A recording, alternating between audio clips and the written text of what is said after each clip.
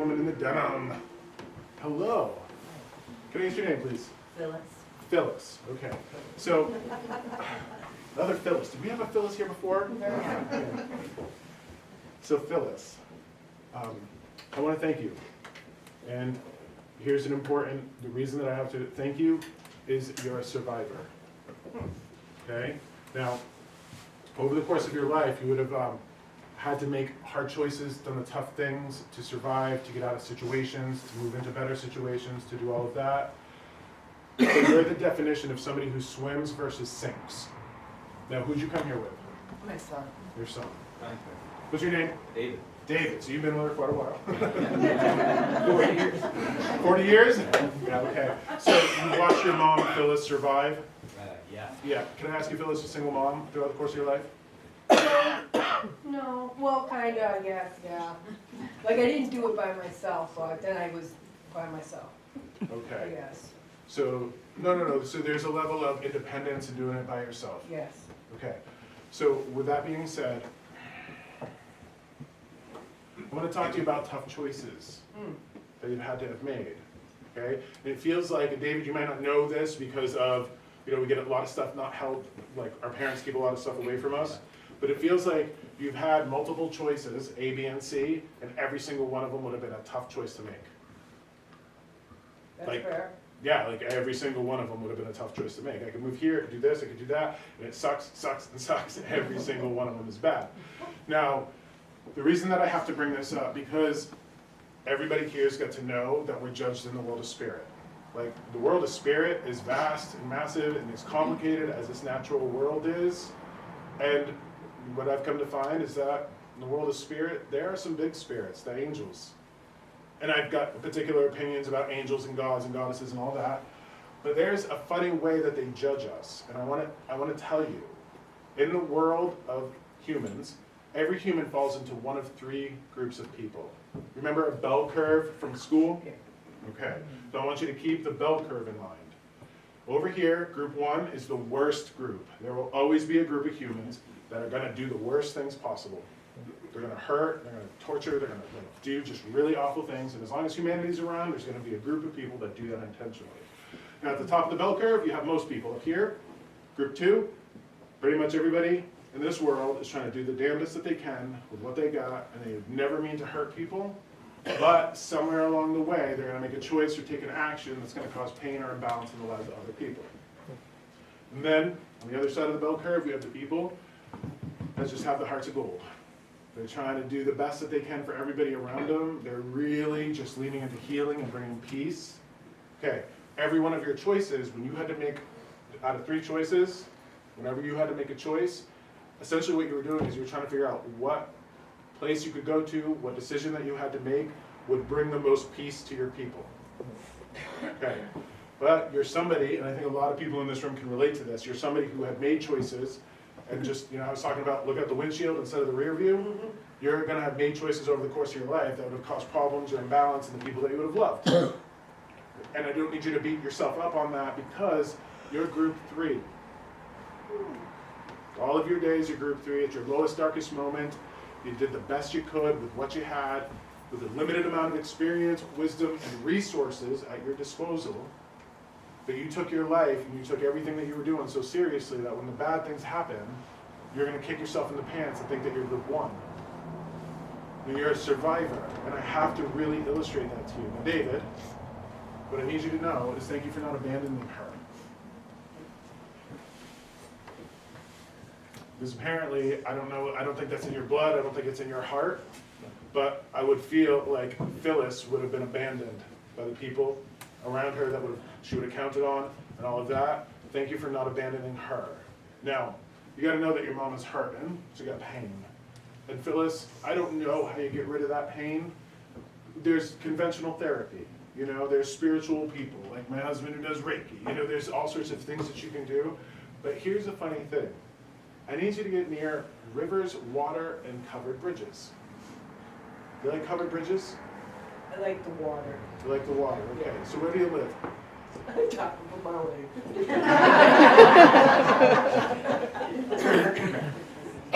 So the reason, because I live in Lunenburg, right? We got that big bridge there, we got the Connecticut River.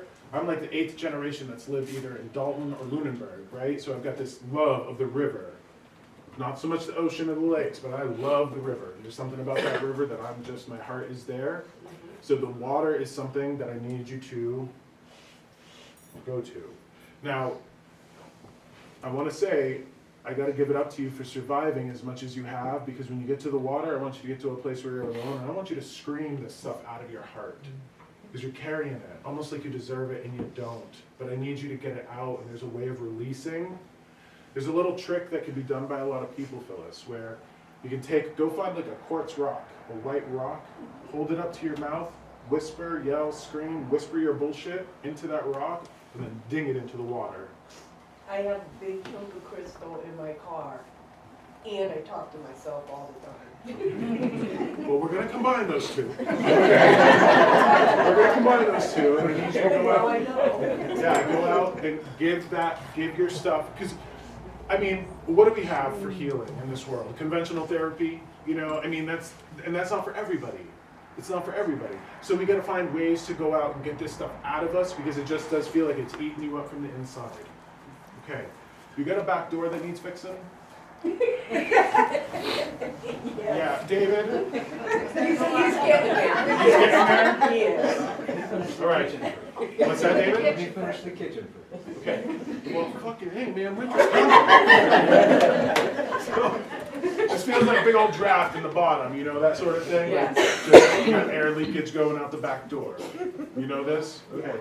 So even if it's one of those things that's like those rice socks, you know, that can keep it up. I mean, if you're not already fired your furnace or wood stove up, you're about to. You know what I mean? I did. You did, okay. It's cold. It's cold, yeah, it's cold. So there's that back door, my friend, okay? Now, I think you're gonna have to replace the door. Yeah. Yeah, okay.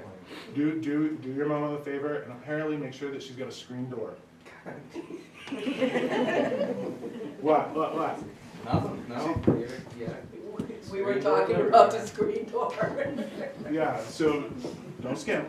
You know what I mean? Do the double doors. Get the screen door and the other door, because there's something about, you got lilacs out back? On the side. On the side, Yeah. when it's spring and summer, you gotta open up that door. You can't let the animals out, you can't let the bugs in. See, no. Oh, I know a lot, girl, I know a lot. But there's something about the screen door, it's super important to you, super, super important to you. Now, remember how I said at the beginning that there's this idea of, I kind of keep it lighthearted, and I don't dive deep into a lot of the heartache and the trauma and the grief? Okay, there's a man in spirit who's very sorry to you. And I have to say this to you because I might not ever see you again. And if I don't ever see you again, I have to take this opportunity that this man who's very sorry, bitter, jaded, nasty old man, I don't know who he is, but he needs to, when I say we get to the world of spirit and we look back on the lives and what we did or did not do, this man in the world of spirit's hanging his head in shame.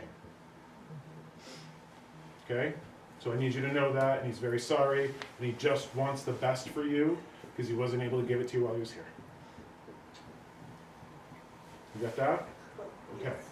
So David, what I need you to know is that you're not like this person, and I need you to know this.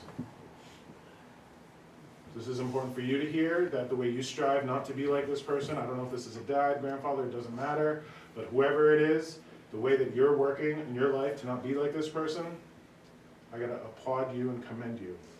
Because you're not getting that from anywhere else. Nobody else is seeing you, nobody else is talking to you, nobody else is mentioning this to you, but the way that you are the polar opposite of this person, like never gonna abandon, never gonna give up, never gonna neglect, never gonna betray, the way that you are like this is commendable, my man, and you gotta be acknowledged. Like I'm saying, a gold medal. I wanna pin a gold medal on your chest.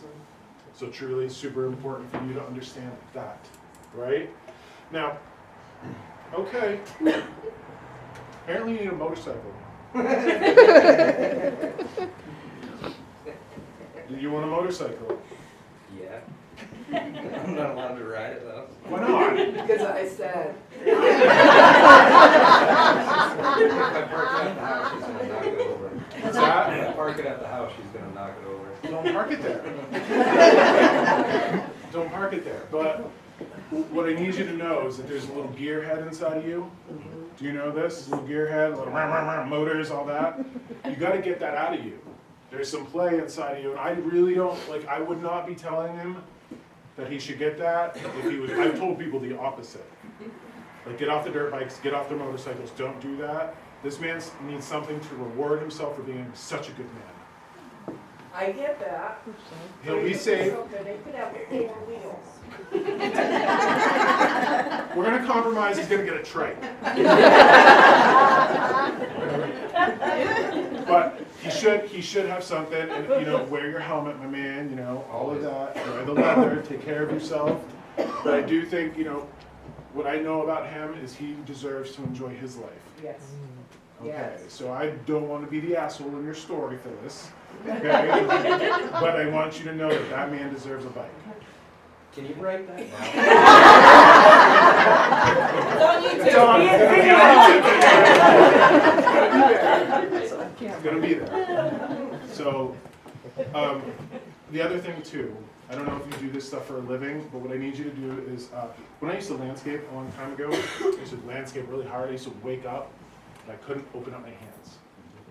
Do you ever had that happen to you? Because you gripped a shovel or a rake so hard, you had to like pry your hands open. You gotta take care of your hands, my man. There's like arthritis. It feels like coming through her mama's line. I don't know what this is. Phyllis, your mama got arthritis?